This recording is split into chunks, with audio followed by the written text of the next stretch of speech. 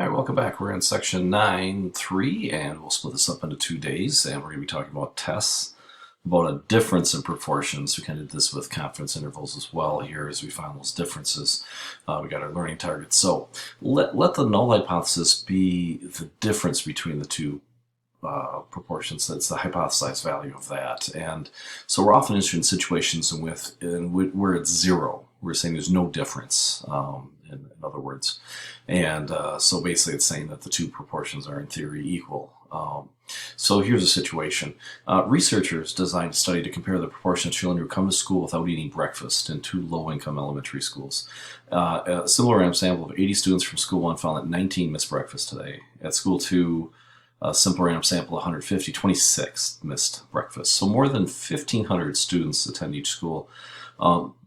These data give convincing evidence of a difference in the population proportions at the 5% significance level.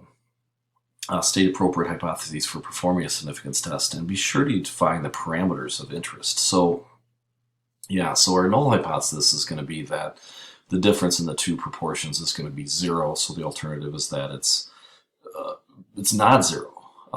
And so P1 is the true proportion of students who miss breakfast. P2 is the true proportion at school 2 who miss breakfast. So the test is going to begin by assuming that we're going to assume that it's true. And in this case, we assume, so P1 and P2, we're going to assume that they're equal. And we call the common value of these two parameters, we're going to say that's just P. Okay, so that's going to be it.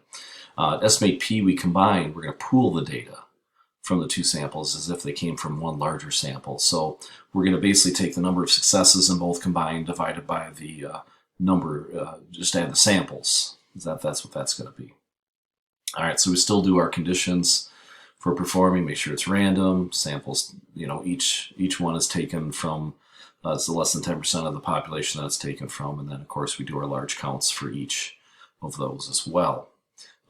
So let's take a look here. So again, we still have our same problem. Let's check to see if those conditions are met. Well, all right. Well, yeah, it's independent.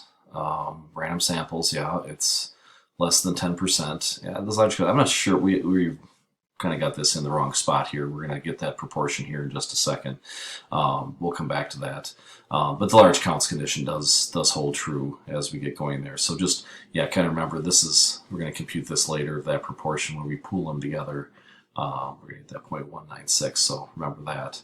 But yeah, all our conditions do hold true in this case. So now remember, to get that standardized test statistic, we're going to take our statistic minus the parameter and divide it by the standard deviation of the statistic. Okay, so remember, we're looking and saying that that difference is going to be zero.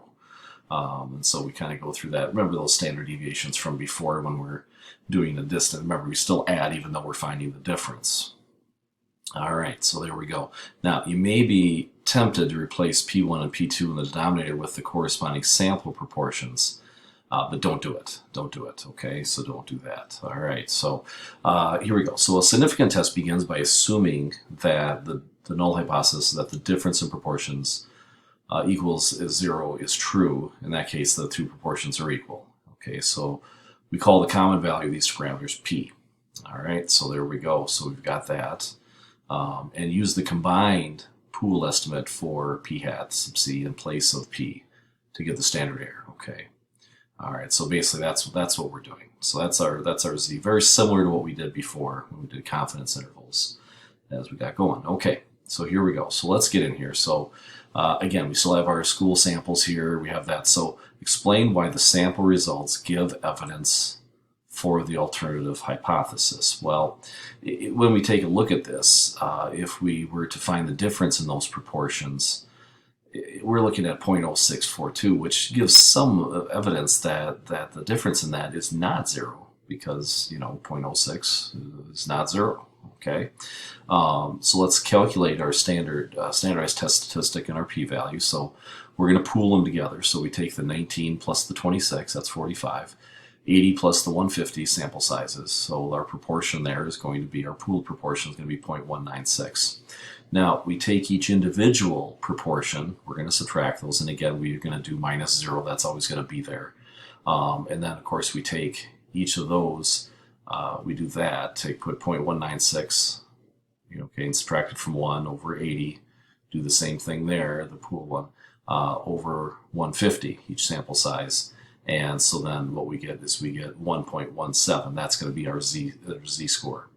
Okay, so now, taking consideration of that, now we're going to have to go ahead and use table A, or use your technology. Again, we're going to double it now because there's two tails. So when we say it's not equal, it's always, well, what's below and what's above.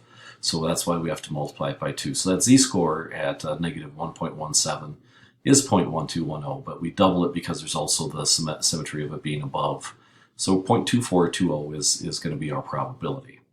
Okay, so what conclusion can we make?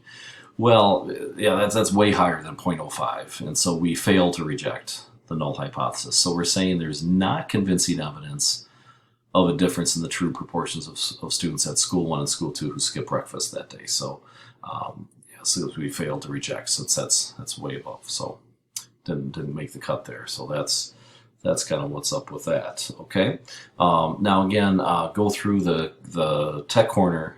Again, you can find little calculator cuts here. Again, we're going to use a 2 proportion z table to find this. And again, you can put in the numbers there that we need to. They give you kind of nice things to input, and it's really kind of nice what happens if you put those numbers in. They do all that computation for you.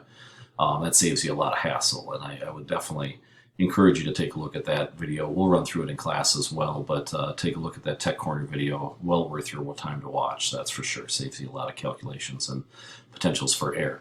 So remember that the formula for the 2 sample z leads to calculation errors. It's so many spots where you can make an error. So I recommend using that 2 proportion z-test to perform that. Now, make sure to name the procedure in the plan step, show what you're putting in, and make sure that you're showing that if you do use that calculator when you do that AP stuff. But get some practice with that. And we have certainly some wonderful problems here as we take a look in this section, 87, 89, 93, and then, oh, I'm sorry, actually 77, 79, 83, and 85. Take a look at those problems and get some good practice. It's definitely a good way to kind of get everything tied together, make sure you understand what you're doing. So that's it for the first part. We'll come back and then we'll kind of put it all together for section 3. And until next time, I'm Mr. Bowen.